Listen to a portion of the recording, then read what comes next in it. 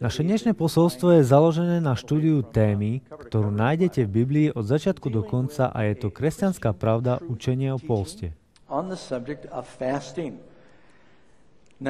Asi by som mal na začiatku povedať pár vecí. Nejdem teraz vyhlásiť týždeň pôstu a modlitieb, ale chcel by som hovoriť o tom, čo Biblia učí o tejto téme, pretože som presvedčený, že táto téma sa často zanedbáva. Ale okrem toho som si všimol, že pôst je naozaj kresťanská disciplína, ktorá mala vysokú prioritu u Ježiša, no v modernej cirkvi toto miesto stratila. Spomínam si na príbeh o jednom dievčatku, ktoré počalo kazateľa hovoriť o dni pôstu a modlitieb a na ceste domov zo zboru toto dievčatko podalo svojmu otcovi. Oci, my sa nemôžeme postiť. A on hovorí, prečo? Nož keď nebudeme jesť, zomrieme. A on povedal, miláčik, v Biblii je veľa mužov a žien, kráľov a prorokov, ktorí sa postili. A ona na to, veď práve na to myslím, oni všetci zomreli.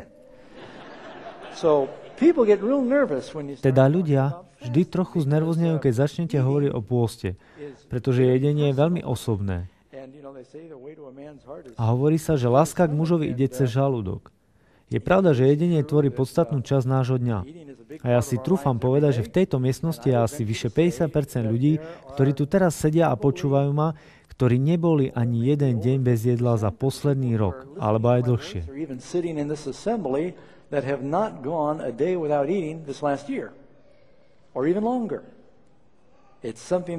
Jedenie je niečo, na čo sme navyknutí a čo máme radi.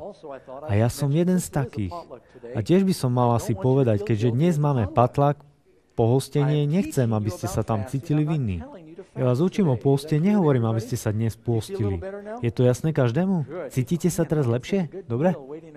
Ale možno si poviete, na mňa doma čaká nejaký dobrý obed a on tu teraz hovorí o pôste. Aby som sa cítil zle.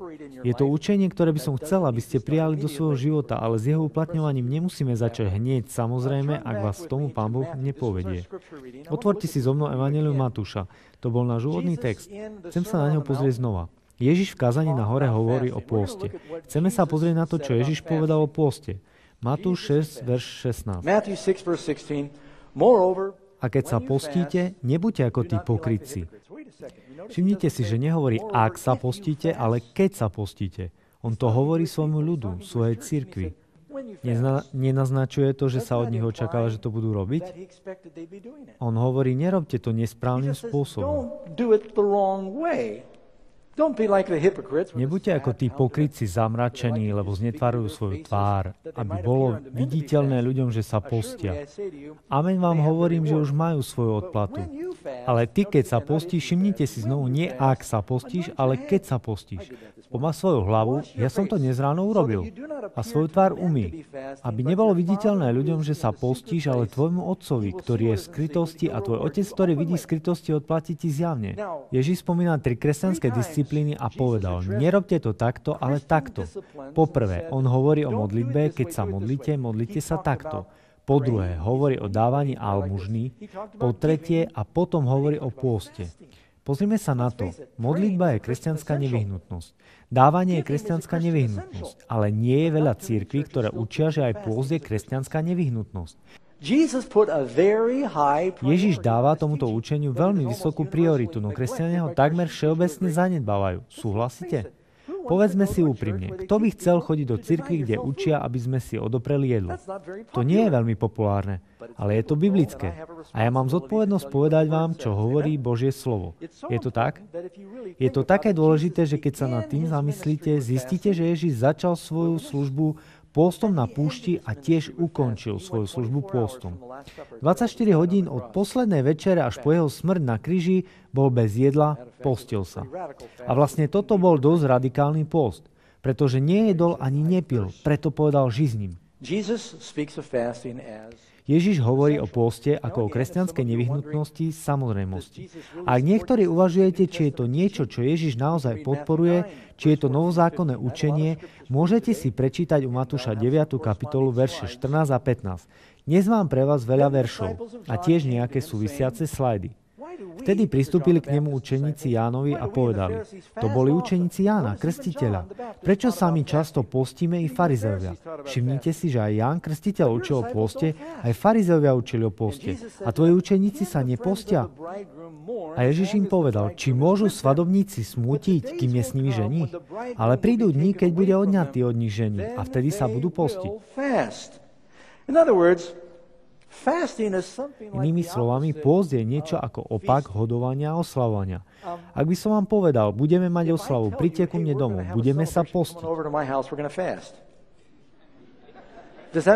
Dávalo by to zmysel? Nie. Teda možno by sa to dalo, ale je ľahšie oslavovať s jedlom, nie? A možno preto niektoré cirkvi neučia o pôste veľa. Pretože keby som všetkých pozval, príďte, zídeme sa, budeme mať veľké spoločenstvo a spoločný pôst, nemyslím, že by prišli toľky, ako keby som povedal, budeme mať veľa jedla. Nie je to tak? Vedeli ste o tom, že niektorí ľudia prichádzajú kvôli chlebom a rybám? Ale je to ako si opačne. Kristus žil a chodil medzi nimi a vraveli si, Boží syn je medzi nami. Ako sa môžeme teraz postiť a truchliť? Ale raz bude od vás zatý, potom bude čas na pôst. Ale mal by som začať nejakými definíciami. Čo je to pôst? Postiť sa znamená dobrovoľne sa zdržať jedla alebo pitia, alebo jesť a piť veľmi málo na určitý čas v rámci náboženskej alebo zdravotnej disciplíny. Poviem to ešte raz. Niektorí si možno zapisujete, chcem, aby ste to stihli. Postiť sa znamená dobrovoľne sa zdržať jedla alebo pitia alebo jesť a piť veľmi málo na určitý čas v rámci náboženskej alebo zdravotnej disciplíny. Pôst nie je nástroj na získanie Božieho prijatia manipulovaním jeho a týraním seba. Niektorí na to tak nazerajú.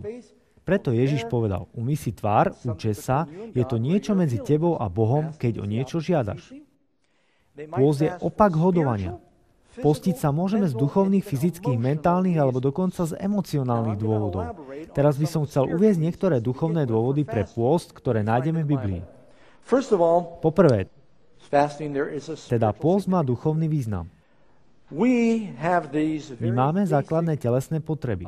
Jedlo je Bohom zriadený mechanizmus na dodávanie fyzickej energie, podobne ako v tej rozprávke, kde kolibrík potreboval nektár. Potrebujeme to kvôli fyzickej energii. Je to veľmi silná fyzická potreba. Preto keď Ježiš začínal svoju službu, jeho prvé pokušenie sa týkalo nejedenia, keď ho diabol pokúšal, aby jedol. Ako padol človek do hriechu? Jedol niečo, čo nemal jesť.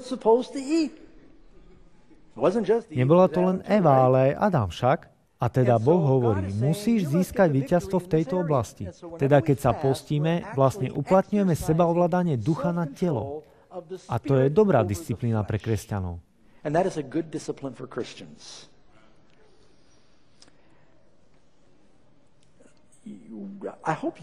Dúfam, že všetci sa modlíte pred tým, ako jete. A dúfam, že niektorí jete spolu ako rodina. Keď si sadnete spolu, možno nie pri každom jedle, ale aspoň niekedy. Nie je to dobré, aby sme všetci počkali, kým si sadneme a pustíme sa do jedla? Deťom hovoríme, aby neobrizali jedlo predtým, než sa pomodlíme. Ja som ich tak naťahoval. Ak budete jesť pred modlitbou, budete mať hlisty. Oni vedia, že žartujem. Je dobré učiť sa sebaovládaniu, ale keď ja som taký hladný, aspoň malý kúsok. A ja som pravdepodobne padol v tejto oblasti a nie som sám. Ale je to dobrá disciplína, keď máme chuť obrízať, povedať si počkám. Je to dobré pre vašu dušu. A pôst je niečo viac, než len čakať 10 minút na jedlo však. Určite zvládneme aj viac, ale je to aspoň dobrý začiatok. Teda sú duchovné dôvody pre pôst. Rímanom 8, 6 až 8. Lebo myseľ tela je smrť, ale myseľ ducha je život a pokoj. Pretože myseľ tela, fyzická myseľ, je v nepriateľstve proti Bohu, lebo sa nepodriaďuje zákonu Božiemu, lebo sa ani nemôže podriadiť. Teda tí, ktorí sú v tele, nemôžu sa ľúbiť Bohu. Medzi duchom a telom prebieha neustály boj. Keď sa postíme, uplatňujeme seba zaprenie a sme posilnení po duchovnej stránke svojej bytosti. Pri tom boji, ktorý ustavične prebieha medzi telom a duchom. Galatianom 5.17, ďalší verš. Lebo telo žiadosti proti duchu a duch proti telu. Lebo to sa jedno druhému protiví, aby ste nerobili to, čo by ste chceli. Niekedy by ste chceli mať lepšiu kontrolu nad tým, čo jete. Ale pretože je tu boj medzi duchom a telom, duch chce, ale telo je slabé a často víťazí. Nie je to tak? Možno, že by som tu mohol dosadiť mená. Viem, že mnohí z vás zápasia v otázkach jedla. A to je boj medzi duchom a telom. A aj Pavel tu hovorí, že často robíme veci, ktoré nechceme, kvôli tomu zápasu, ktorý prebieha. Pôst pevní vašu duchovnú silu a svaly. A keď sa postíte, presúvate sa z telesnej sféry do duchovnej sféry viery. V Biblii nachádzame rôzne druhy pôstu. A ľudia sa postili z rôznych dôvodov, zo širokého spektra dôvodov. Môžete si zapísať niektoré dôvody. Niekedy to bol post pokáňa. Ten nachádzame v Biblii často. Keď synovia Izraelovi zhrešili proti Hospodinovi, zvolali pôst. 1. Samuelova 7.6. A tak sa zhromaždili do Micpy a čerpajúc vodu vylievali pred Hospodinom a postili sa toho dňa a povedali tam: zhrešili sme proti Hospodinovi. Pokorili sa pred Hospodinom v pôste a pokáni. A znovu 2. Samuelova 12.16. Keď Dávid zhrešil s Batšebou, postil sa a modlil 7 dní.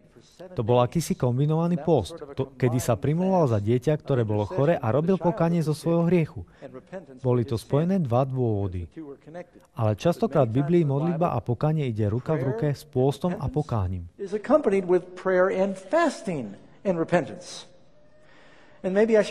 A možno by sme sa tu mali zastaviť a povedať si, v čom je to prepojenie. Keď si odopriete pokrm, je to pre vás ľahšie. Vaša myseľ je čistejšia. Je faktom, že asi 20 minút po jedle vaše telo začína spracovávať a absorbovať jedlo. A to si vyžaduje veľa energie a pozornosti, ktoré by sme mohli venovať premýšľaniu a počúvaniu hlasu Ducha Svätého. Táto energia je presmerovaná na trávenie a môže spôsobiť isté mentálne zahmlenie alebo duchovné zahmlenie.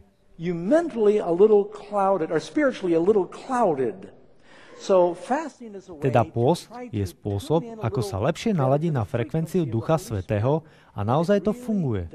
Neviem, či vám to dokážem vysvetliť tak vedecky, ale nachádzame k tomu veľkú biblickú podporu a svedectvo, že keď si odopriete jedlo, niečo sa deje duchovne. A tu musím vysloviť jedno upozornenie. Niektorí ľudia majú ochorenia, teda ja nie som lekár, ale niektorí ľudia trpia zažívacími poruchami, ako je anorexia alebo bulímia. V takých prípadoch sa musíte poradiť s lekárom, to je niečo iné. Ja hovorím všeobecne o zdravých kresťanoch, len aby sme si rozumeli. Niektorí ľudia majú problémy s cukrovkou alebo iné zažívacie problémy. Teda moje kázanie je všeobecne biblické učenie o pôste a je mierené na ľudí, ktorí majú zdravý systém v tomto ohľade. Je to jasné? OK. Teraz ma nemôžete naháňať kvôli ubliženiu na zdraví. Teda keď sa postíte a odopierate si jedlo, v podstate časť vášho tela sa zastavuje, vypína a je ľahšie počuť hlas Ducha Svätého. Ale pôst sa nerobí len pri pokání, ale aj pri smútení a žiali. 2. Samuelova 1.12. A smutili a plakali a postili sa až do večera pre Saula a pre Jonatána, jeho syna, a to bolo, keď Saul a Jonatán zomreli, ako i pre ľud Hospodinov a pre dom Izraelov, pretože padli mečom. Vtedy vlastne postili jeden deň. Keď Ježiš zomrel na kríži, nemyslíte, že apoštolovia postili? Kým bol Ježiš v hrobe? Bolo to kvôli zármutku a žiaľ nad strátou milovaného. Aj keď zomreli patriarchovia, často čítame, že potom bolo obdobie pôstu a modlitby. Koľko ľudí v Biblii sa postili 40 dní a 40 nocí? 3. Mojžiš, Eliáš a Ježiš. Nie je to zaujímavé? Ktoré osoby sa stretli na hore premenenia? Mojžiš, Eliáš a Ježiš. Všetci sa postili 40 dní a 40 nocí. Rozdiel je v tom, že keď Mojžiš a Eliáš sa postili 40 dní a 40 nocí, mali nadprirodzenú pomoc. Mojžiš bol vtedy nahore. A môžete si prečítať 2. Mojžišov 34, verš 28. A bol tam s Hospodinom 40 dní a 40 nocí, nejedol chleba a nepil vody. Čo si o tom myslíte? Môžete žiť na púšti na hore bez pitia vody 40 dní a 40 nocí? Nebola to nadprirodzená pomoc? Ja si myslím, že áno. Bol v prítomnosti Božej a bol živený spôsobom, ako sú živení anjeli. Pamätáte, čo povedal Ježiš, keď na ňo zostúpil Svätý Duch? Ja mám na jedenie pokrm, o ktorom vy neviete.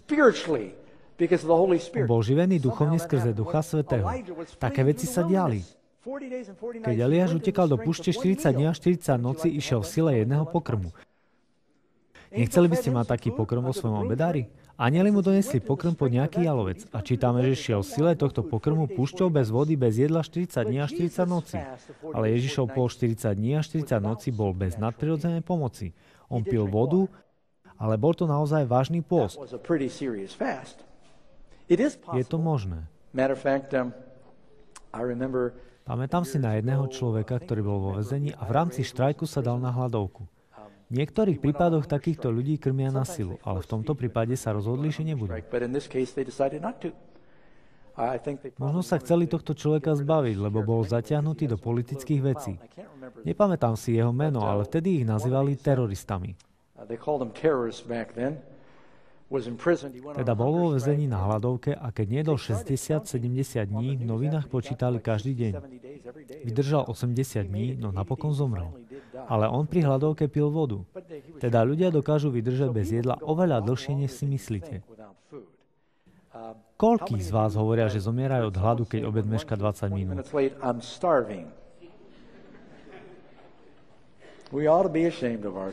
Mali by sme sa hanbiť.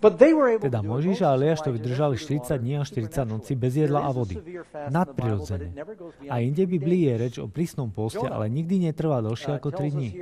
U Jonáša v 3. kapitole 7. verši čítame: Nech neokúsia ničoho ani človek, ani hovedov vôľ, ani dobyča, nech sa nepasú, ani nech nepijú vody. Ale nech sa prikryjú smutočným vrecom človek i hovedo a nech volajú k Bohu z celej svojej sily a nech sa odvrátia každý od svojej zlej cesty.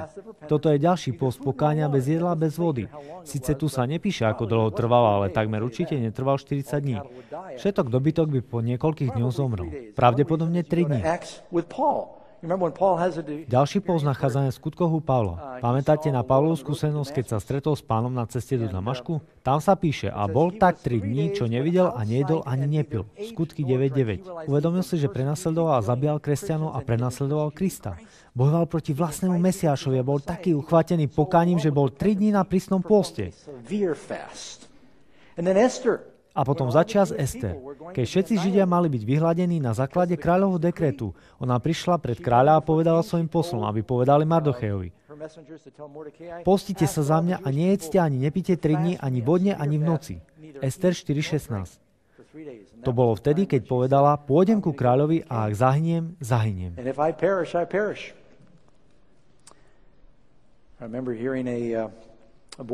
Raz som počul o jednom chlapcovi, ktorý dával pozor na pobožnosti vo zbore, keď sa kázalo o Ester. A keď prišiel domov, mal na obed ružičkový keľ, ktorý naozaj nemal rád. Vzal vidličku, zabodol do jedného, vložil s nechuťou do úza a povedal: Ak zahyniem, zahyniem.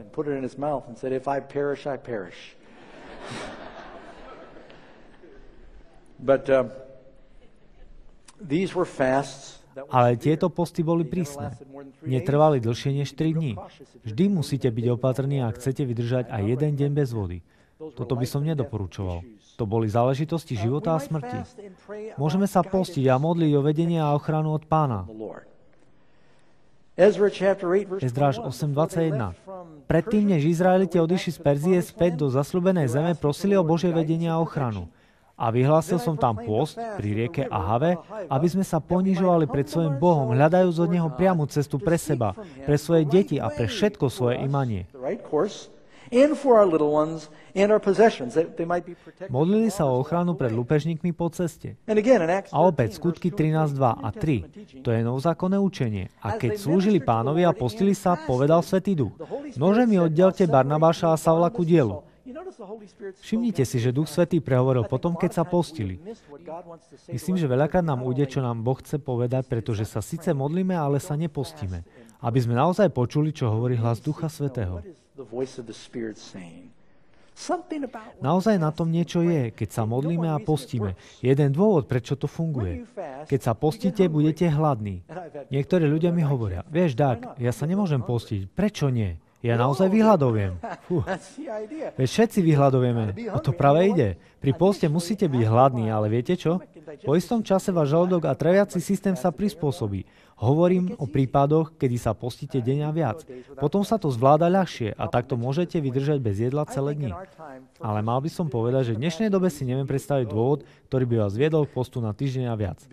Poznám ľudí, ktorí sa postili 40 dní, ale myslím, že v takom prípade už ohrozujú svoje zdravie. Myslím, že Ježiš to urobil za nás. Vo väčšine prípadov pôst trvá deň alebo 2-3 dní, pôstu a modlitieb.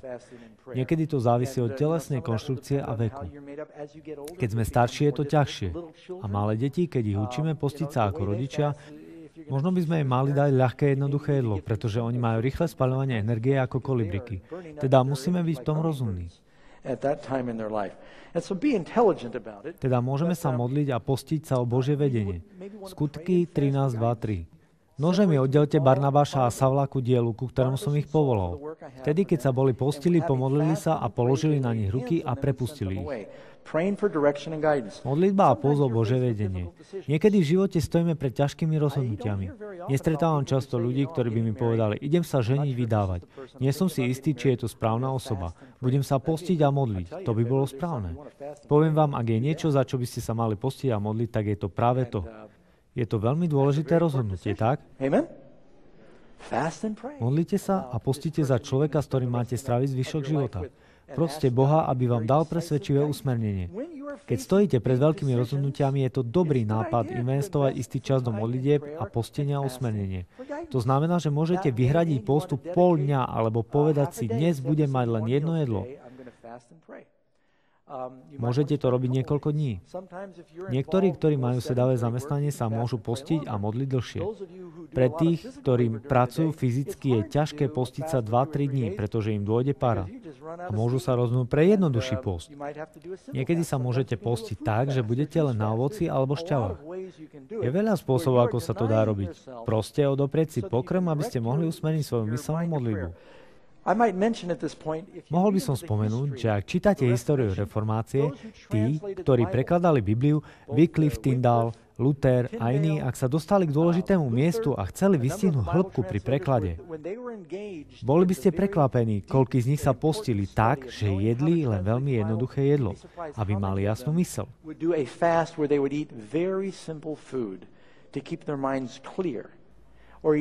Alebo jedli veľmi malé porcie. A to im pomohlo zostať mentálne čerstvými dlhšie pri tejto študijnej práci. Boh nás nestvoril na takú prácu. Boží pôvodný plán bol, aby človek pracoval v záhrade. Nie sme prispôsobení na to, aby sme sedeli celý deň za stolom a civeli do obrazovky. Ja viem, priatelia, ja to robím tiež, ale robím to kvôli vám. Teda niekedy to musíme robiť, ale pre naše telo to nie je zdravé. Ak nejdeme von a necvičíme. Teda keď pracujete duševne, je lepšie jesť ľahké jedlá. Keď cestujem, najmä pri zaoceánskych letoch, zistujem, že je to ťažké.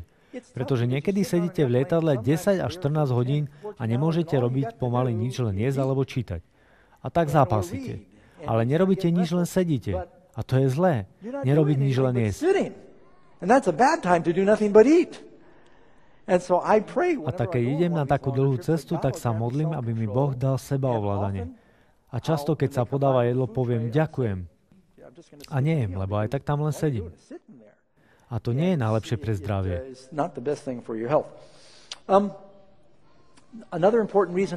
Ďalší dôležitý dôvod pre pôst je príhovorná modlitba. Postite sa kvôli iným ľuďom, aby ich Pán Boh zachránil, uzdravil, viedol. Teda za niekoho iného. Koľký z vás si pamätáte príbeh z Marka 9, 28, 29? A myslím, že sa nachádza aj u Matúša 17. kapitole. Istý muž priviedol svojho syna k Ježišovi. Chlapec bol trápený diablom. Diabol ho uvrhol do ohňa a do vody a snažil sa ho spáliť a utopiť. Otec ho najprv priviedol k učeníkom. Učeníci sa modlili a robili, čo mohli. A zlý duch sa im vysmial a nevyšiel. Neskôr sa objavil Ježiš. Práve sa vrátil z hory premenenia, kde sa stretol s Možišom a Eliášom a vyhnal tohto ducha von. Neskôr sa učeníci stretli s Ježišom osobne doma a boli trochu v rozpakoch.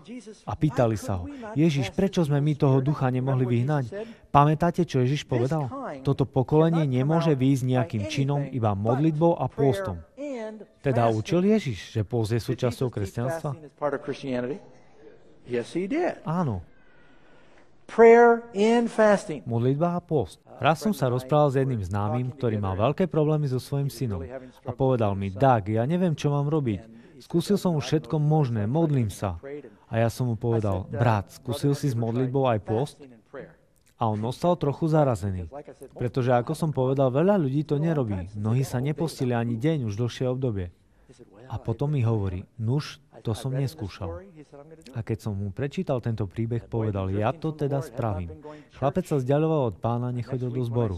A keď som ho nasledujúcu sobotu stretol, povedal mi, vieš čo, strávil som niekoľko dní na modlitbách a poste a ďalšiu sobotu prišiel do zboru a myslím, že dodnes chodí. To sa stalo pred rokom. Teda myslím, že niekedy podceňujeme situáciu. Ak by sme vážne hľadali Boha skrze modlitbu a pôst, primluvali sa za iných, Boh by pre nás mohol urobiť veci, ktoré by inak neurobil. Žalm 35, verš 13. Dávid hovorí, keď oni boli nemocní, ja som sa odeval drsným ruchom smutočným. Trápil som svoju dušu pôstom a modlieval som sa v sebe za nich. Modlil sa a postil za druhých, keď boli chorí. A všimnite si, že sa odieval do drsného rucha do vrecoviny. Súčasťou pôstu a modlitieb môže byť pokorovanie, ak to robíme v rámci pokánia. Ak je to pôst pokánia. V Biblii sa to objavuje často. Ak sa postíte a je to pôst pokánia, nebudete sa obliekať do modného značkového fajnového oblečenia. Chcete sa pokoriť v srdci i vo vonkajšom vzhľade. Ježiš nepovedal, že si musíte postrapať vlasy a znetvoriť tvár, aby ste vyzerali ako postiaci. Môžete umyť svoju tvár a učesať sa a stále to bude pôst pokorenia.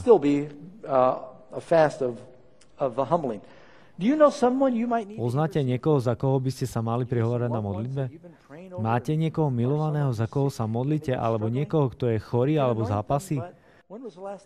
Môžeme ich aj pomazať, ale kedy naposledy sme sa modlili s postom za chorých medzi nami? Pán Boh ich chce uzdraviť, ale prihovárajte sa za nich na modlitbe.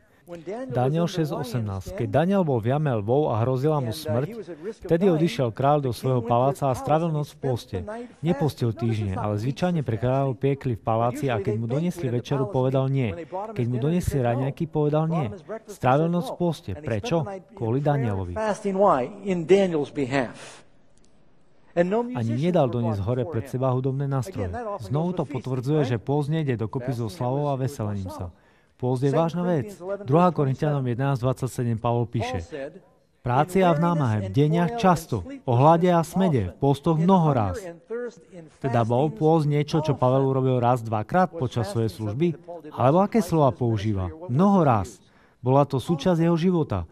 Často postil a modlil sa za cirkev. Z času na čas sa ocitnem v situácii, ktorú neplánujem a spomínam si na príbeh z knihy Hiding Place od Corrie ten Boom. Keď Corrie a jej sestra Betsy boli v pracovnom tábore počas druhej svetovej vojny, hladovali.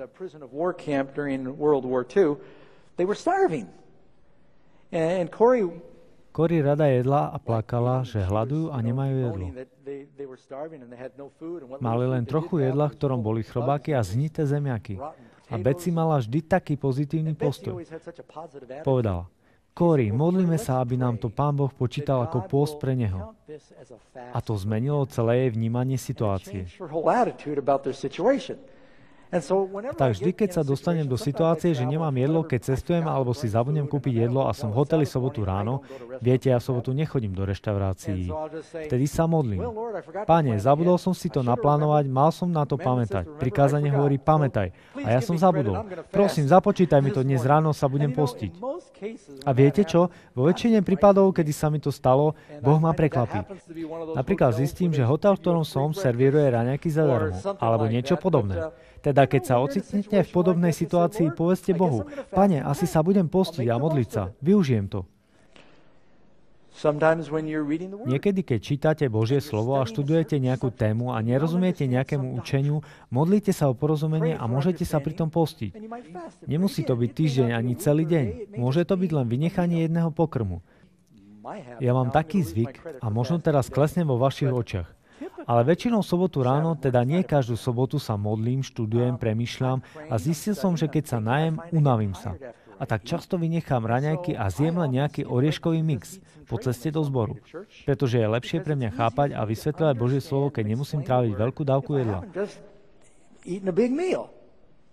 V Biblii je príklad o pôste pri čítaní Božieho slova. Nehemiáš 9, 1 až 3.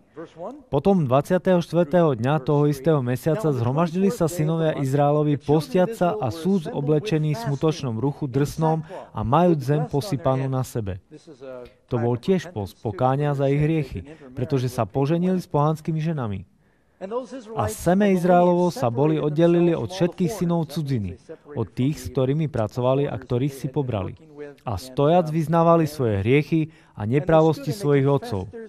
A postanúc na svojom mieste čítali z knihy zákona Hospodina, svojho Boha, štvrtinu dňa a štvrtinu vyznávali a kláňali sa Hospodinovi svojmu Bohu.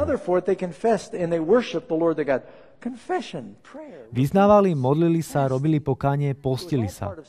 To všetko bolo súčasťou hľadania Boha. V súvislosti s čítaním Božieho slova sa môžete postiť, keď hľadáte múdrosť a poznanie. Prorok Daniel, keď dostal videnie, nerozumel a čítame. V tých dňoch som ja, Daniel, smutil za celé 3 týždne. Žiadosného chleba chutného som nejedol a mäso a víno nevošlo do mojich úst. Ani masťou pomazať som sa nepomazal, dokiaľ sa nevyplnili dni 3 týždňov. Daniel bol vtedy už starý muž. Nemohol sa dať na úplný pôst, pretože by zoslabol a možno odpadol. Teda čo urobil? Keď sa modlil, aby mu Boh dal porozumieť tomu videniu, hovorí, nejedol som chutný žiadostivý pokrm. Jedol jednoduchú stravu. A dal mu potom anjel porozumieť? Na konci toho príbehu čítame, že anjel prišiel a dal mu porozumieť. Keď prišiel anjel, postil sa a modlil. Odpoveď neprichádza vždy do 24 hodín. On sa vtedy modlil 3 týždne. Môžeme sa modliť a postiť sa aj kvôli odvráteniu súdu. Už sme hovorili o Ninive. Jonáš prišiel s posolstvom, ešte 40 dní a Ninive bude podvrátené. A keď sa ľudia modlili a postili, zmenil Boh svoj zámer? Keď Boh povedal Achabovi zlý kráľ, zabil Nábota a ukradol jeho vinicu.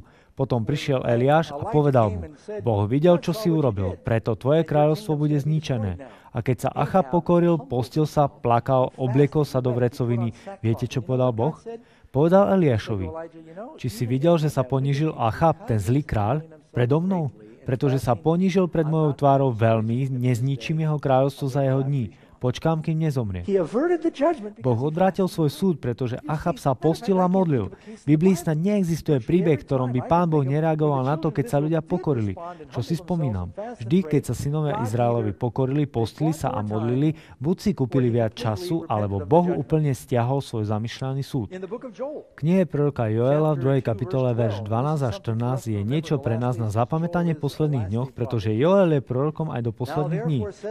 Ale aj teraz ešte hovorí Hospodin, obráťte sa ku mne celým svojim srdcom, a to pôste, plače a v náreku. Obráťte sa k Bohu pôste, to je výzva, ktorá sa v Biblii vyskytuje často. Plači a náreku. A roztrhnite svoje srdca a nie svoje rúcha. Hnevajte sa na mňa za to, že o tom hovorím? Je to biblické. Chcete vedieť, čo k tomu hovorí Biblia? Ja viem, mnohí sa tvárite tak kyslo, pretože keď to počujete, možno si hovoríte, ja som v živote nebol ani jeden deň bez jedla. A to vzbudzuje hrôzu. Áno. Keď začneme rozmýšľať, že by sme mali vynechať jedno jedlo, zľakneme sa. Iní povedia tak. Veď ja vyhľadoviem. Ale pravdepodobne prežijete. Opakujem, keď máte nejaké zdravotné ťažkosti alebo zvláštne stavy či okolnosti, to je niečo iné. Ale väčšina to zvládne. Ale viem, počujem mnohých ľudí, ako mi hovoria, tak, ja nemôžem postiť. Mám nízky cukor v krvi. Budem podráždený. Ale to sa stáva všetkým. Ale zvládneme to. Myslím, že obchádzame post, pretože si myslíme, že máme zdravotné ťažkosti, ale v skutočnosti ich nemáme. Len nechceme byť hladní. Myslím, že mám zdravotné ťažkosti. Viete, môj žalúdok sa trie stena o steno a v takom stave sa nemôžem postiť.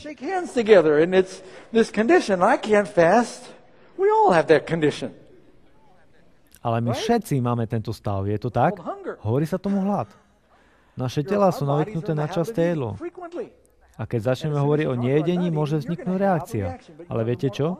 Čím častejšie sa postíte, vaše telo si na to zvykne a reakcia bude oveľa slabšia. Väčšina z nás nemá ani poňatia, čo to znamená, pretože sme to nikdy neskúsili.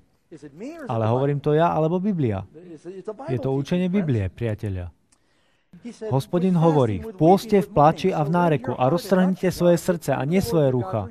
A navráťte sa Hospodinovi svojmu Bohu, lebo je milosrdný a ľutostivý, zhovievajúci a veľký, čo do milosti a ľutuje zlé. Kto vie? Možno, že sa obráti a bude ľutovať a tak zanechá po sebe požehnanie. Keď sa blíži súd, môžeme si predĺžiť prosperitu pôstom a modlitbou. Možno by sme tak mali urobiť za náš národ. Pretože ja si myslím, že na svet sa blíži súd na základe toho, čo vidíme. Viete, vytlačil som si niečo, čo som myslel, že bude užitočné. Pretože v Severnej Amerike nastala radikálna zmena v učení o pôste. Predtým bolo dosť bežné, že sa vyhlasoval deň pôstu a modlitby. Dnes sa vyhlasuje len deň modlitby. Všimli ste si to? Dovoľte mi, aby som vám niečo prečítal od Abrahama Lincolna.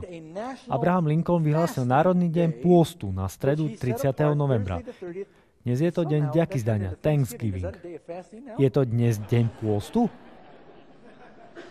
Zdá sa, že deň, ktorý Lincoln vyhlásil za Národný deň pôstu a modlitby, sa zmenil na deň hodovania a modlitby s odkazom na otcov putníkov. Ale to nie je pôvodný zmysel toho dňa. Toto by dnes Lincolna určite prekvapilo. Ale pozrime sa, čo napísal. Je povinnosťou národov, ako aj ľudí, priznať si svoju závislosť na prevládajúcej Božej moci.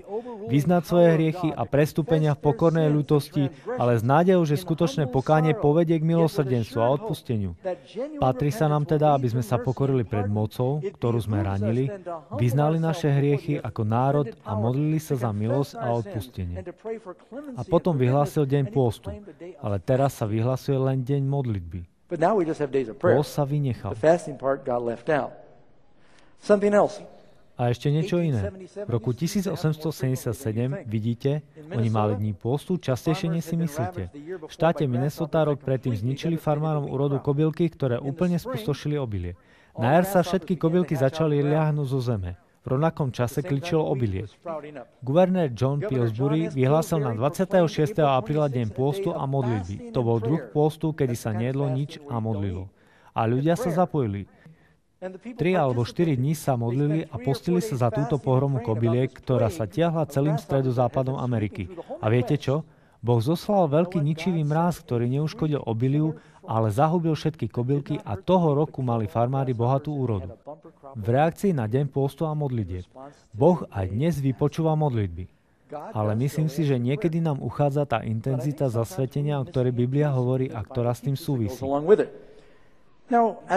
Keď študujete túto tému, zistíte, že Biblia hovorí aj o manželskom pôste. Aj manželia sa môžu spolu zapojiť do pôstu, ktorý nespočíva len v nejedení jedla, ale aj v abstinovaní od manželskej intimity. Pavol hovorí v 1. Korinťanom 7.5: Neukracujte sa navzájom.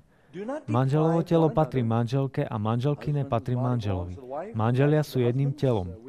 Neukracujte sa navzájom, iba ak čo z obojstranného súhlasu na čas, aby ste stihli na pôst a na modlitbu a zase sa vedno zídite, aby vás nepokúšal Satan pre vašu nezdržanlivosť. Teda nemalo by to trvať dlho, ale je to správne z času na čas odložiť manželské záležitosti, modliť sa a postiť. V podstate ide o to, aby sa počas toho času modlitby odložili fyzické rozkoše.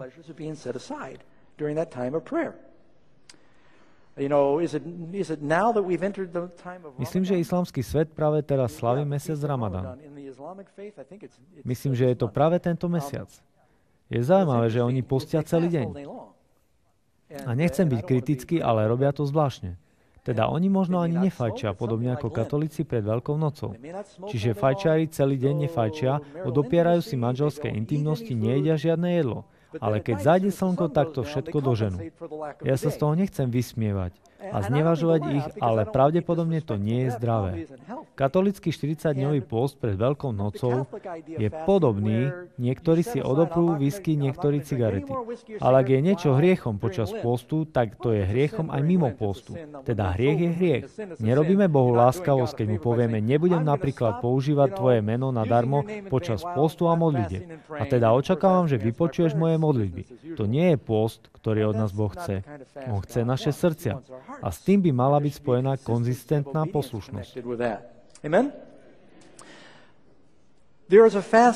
Existuje pôst, kedy sa je jednoduché jedlo. A už som sa toho dotkol. Daniel píše, nejedol som žiadostivého chutného jedla. A už som citoval Daniel 10, verš 3. A mäso nevošlo do mojich úst, ani masťou som sa nepomazal. On v podstate hovorí, jedol som jednoduchý pokrm. A je to dobrý nápad urobiť to niekedy. Aj pre deti. Je to pôst, ktorý môžu praktizovať deti. Mať len jednoduchú stravu, dietu. Niekedy je to pre deti ťažké, ale môžu jesť ovocie a veci, ktoré ich nasytia. A vlastne je to dobrý spôsob pôstu, keď si potrebujete udržať úroveň energie kvôli fyzickej práci, ale zároveň sa chcete postiť a venovať čas Bohu. Ovocie, proste budete jesť len ovocie. Poskytuje veľa energie, je pre telo ľahké a udržiava jasnú myseľ. Ja som to niekedy robil. Keď som sa postil, nejedol som nič, len som pil ovocnú šťavu s 8 vitamínmi. Bol to len môj nápad, nikde som o tom nečítal. A prišiel som na to, že keď som hladný a zdalo sa, že už to ďalej nevydržím, pretože rád jem, tak ako aj vy, pohár ovocnej šťavy odstránil všetku bolesť hladu. A tak som dokázal pokračovať v pôste a úplne som zabudol na hlad. Často vám pomôže aj pohár vody, keď ste hladní. Ale niekedy je dobré aj jednoduché jedlo a ovocná šťava, zvlášť pri dlhšom pôste.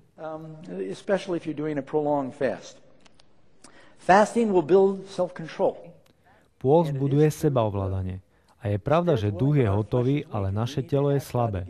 Musíme prosiť Boha, aby nám dal víťazstvo mysle nad telom. Príslovia 23, 1 až 3. Tento verš mám rád. Keď sadneš jesť s panovníkom, dobre pozoruj, čo máš pred sebou. Zrejme sa jedná o hostinu. A prilož si nôž na svoj hrtan, ak si pažravý. Nežiadaj jeho lakôt, lebo je to klamlivý pokrm. Keď sa postíte, predstavte si ten obraz. Nôž na vašom krku, lebo niekedy je to možno potrebné. Kazateľ 10, verš 16 hovorí o sebaovládaní. Beda tebe zem, ktorej kráľom je dieťa a ktorej kniežatá hodujú za ráno. Blahoslavená si zem, ktorej kráľom je syn rodu šľachetných a ktoré kniežatá jedia na čas pre posilnenie a nie pre opilstvo.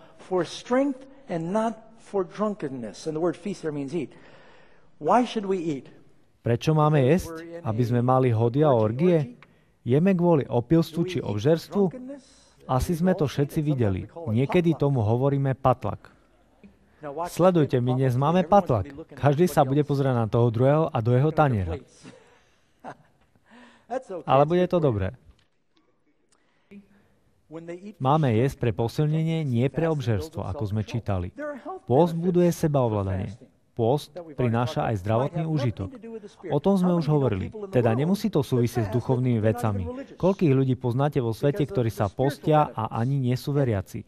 Pretože pôst prináša zdravotný úžitok. Mnohí lekári a odborníci na výživu vám potvrdia prínos pôstu.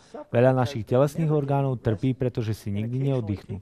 Pamätám si na jedného svojho učiteľa, ktorý bol z hnutia New Age. Bol v podstate úplný ateista, ale postil sa jeden deň do týždňa. Každý týždeň. Presne ako ten farizeus. Pretože prišiel na to, že to pomáha jeho telu, respektíve jeho mysli, aby mala pod kontrolou telo a že je to dobré pre jeho zdravie.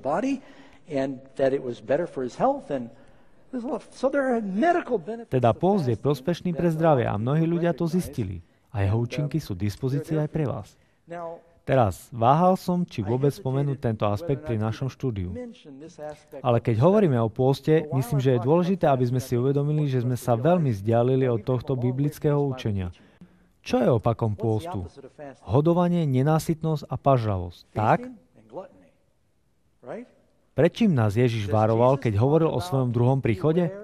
Vystrihajte sa, aby snáď vaše srdcia neboli obťažené obžerstvom a opilstvom a starosťami o tento život. Za dní Noého jedli, pili. A ako bolo za dní Noého, tak bude aj za príchodu Syna človeka. Namiesto toho, aby sme jedli pre život, my žijeme pre jedlo. Faktom je, že žijeme vo dňoch hojnosti jedla.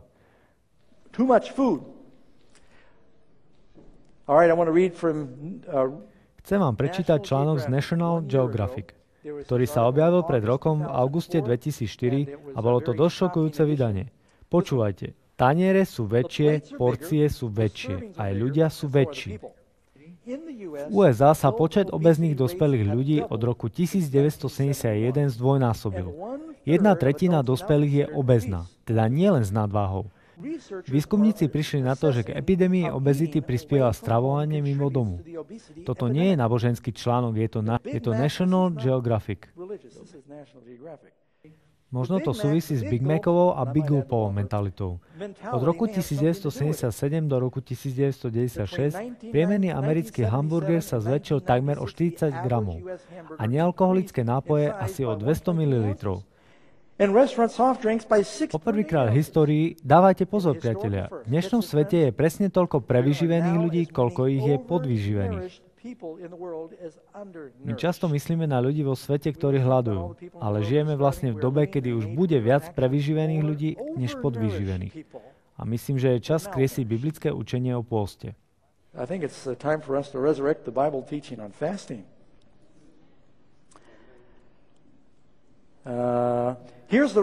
Tu je recept na obezitu v globálnom meritku. Používajte výdobytky techniky. Auta, práčky, výťahy, ktoré znižujú fyzický pohyb. Zvýšte príjem kalórií, láskavosť rastúcej prosperity. Pridajte k tomu televíziu, videohry, ktoré pozbudzujú spotrebu sladkosti a pochutín a máte ingrediencie pre epidémiu obezity. Prejedanie spôsobuje viac zdravotných problémov než samotný druh jedla. Keď som sa pripravoval na kázeň, čítal som jednu štúdiu, ktoré urobili pokus s potkami. Prepáčte mi tú analogiu. Dali ich do rovnakého prostredia. V jednej skupine boli potkany krmené ich obľúbenými maškrtami v množstvách, aké len zvládli. A v druhej skupine mali potkany rovnaké jedlo a rovnaké prostredie.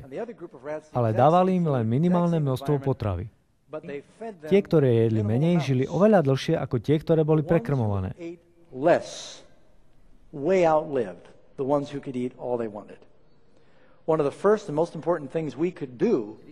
Jedna z prvých a najdôležitejších vecí, ktorú môžeme spraviť pre predĺženie nášho života, nehovoriac o zlepšení zdravia, je jesť menej. Kiež by som počul aspoň jedno amen. Chcem sa s vami ešte o niečo podeliť. Možno to je posledný krát, čo niektorí z vás prišli na moju kázeň. Je to citát zo 6. zväzku svedectiev.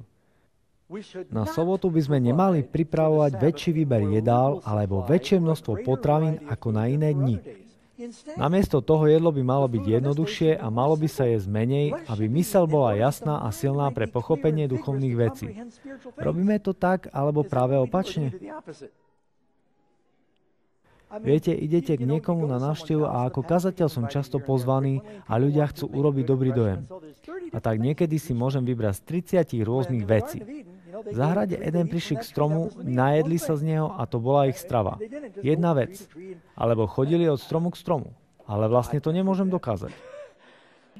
Ale rozmanitosť jedál, ktoré jeme, je obrovská. Niekedy, keby sme pustili kameru do nášho žalúdka po takom dobrom zborovom pohostení patlaku, bola by tam zmes kto vie čoho. A to jednoducho nie je dobré pre nás, priatelia. Amen. Poviem si amen sám, lebo ja tomu verím.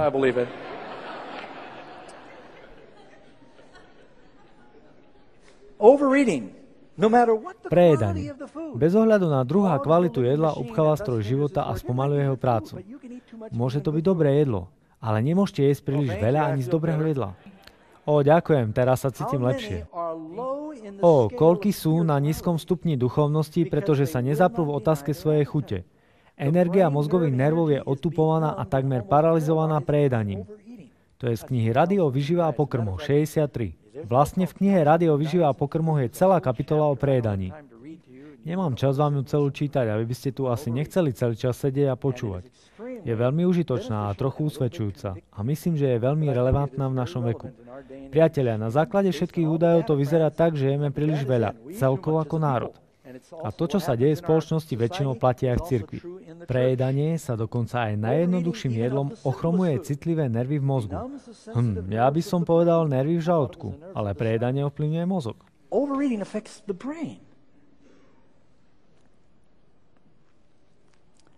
A oslabuje jeho vitalitu. Prejedanie má horší dopad na našu sústavu než prepracovanie. Sily duše sú účinnejšie ničené nestriedmým jedením než nestriedmou prácou. Ak jete príliš veľa, to môže viac ublížiť vašej mysli než prepracovanie. To je veľmi dôležitá pravda. Ale myslím, že je dôležité, aby sme si povedali o najdôležitejšom pôste. Izaiáš 58, verš 6. Niektorí ste čakali, kedy sa sem dostanem. Aký je najdôležitejší pôst, na ktorom by sa mal zúčastniť každý kresťan? V podstate o tom hovorí celá táto kapitola. A vlastne môžeme začať už od 2.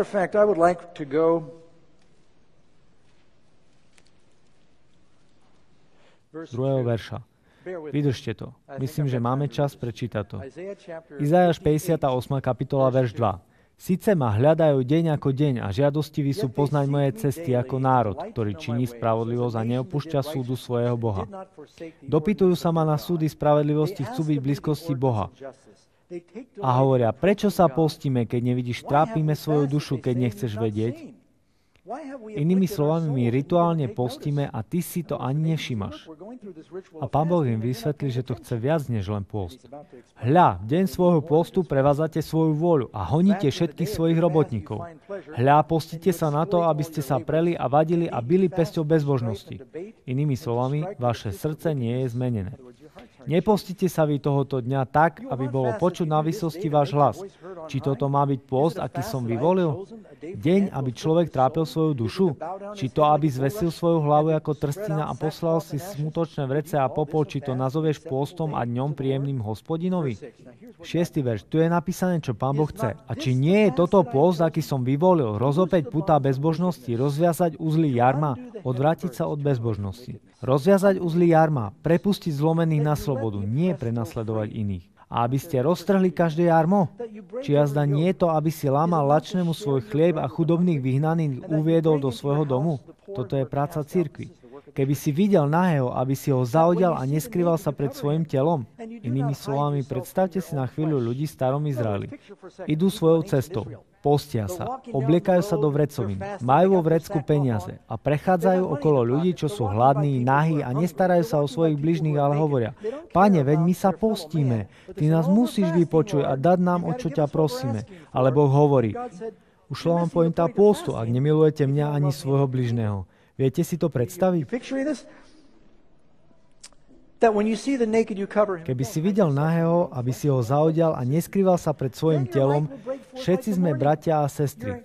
Vtedy vypukne tvoje svetlo ako ranná zora a tvoje zdravie rýchle vypučí. Tento druh postu je prisľubom zdravia. A tvoja spravodlivosť pôjde pred tebou a slava Hospodinova ťa uzavrie ako zadná stráž. Vtedy budeš volať a Hospodin sa ohlási. Budeš pokorne volať o pomoc a riekne: hľa, tu som. Ak odstrániš zo svojho stredu jarmo, prestaneš posmešne vystierať prst a hovoriť nepravosť, klebetiť a obviňovať iných. Ak dáš lačnému svoju dušu a utrapenú dušu nasytíš, vtedy zíde tvoje svetlo vo tme a tvoja mrákava bude ako poludne. Tvoje najtmavšie dni budú ako najsvetlejšie. A Hospodin ťa vždy povedie a nasytí tvoju dušu i v najväčšie sucho a obodri tvoje kosti a budeš ako zavlažovaná záhrada a ako prameň vôd, ktorého vody nesklamú. A je tu zasľúbenie aj pre ich deti. A pošli z teba, vystavia miesta pusté od veku, vyzdvihne základy pokolenia a budú ťa volať opraviteľom trhlín. A tá stať pokračuje ďalej. Všetky tie zasľúbenia sú spojené s tým, čo je skutočný pôst. Teda nie je to len o tom, že nebudem jesť a Pane, ty mi musíš dať všetko, čo chcem. Čo od nás Pán Boh požaduje? Áno, aj fyzický pôst je na mieste, ale okrem toho chce aj naše srdcia. A to nás privádza k záverečnému veršu.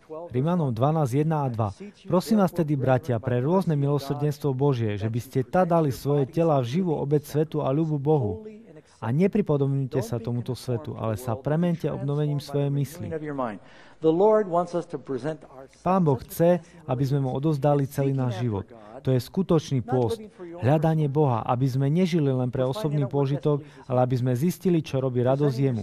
Dajme mu samých seba ako živú obeť. Pôst znamená priblížiť sa k Bohu. Pôst môže zahŕňať prihovorné modlitby za druhých. Možno je to zdravotná záležitosť. Môže zahŕňať plač nad našimi hriechmi, zaprenie seba, hľadanie Boha. A čítali sme, že keď sa pokoríme, Pán nás pozdvihne. Vypukne vaše svetlo, váš deň bude jasnejší, vaše zdravie rýchle vypučí. Všetky tieto zasľúbenia sú spojené s pravým pôstom. Na záver sa vás chcem opýtať. Je to biblické učenie?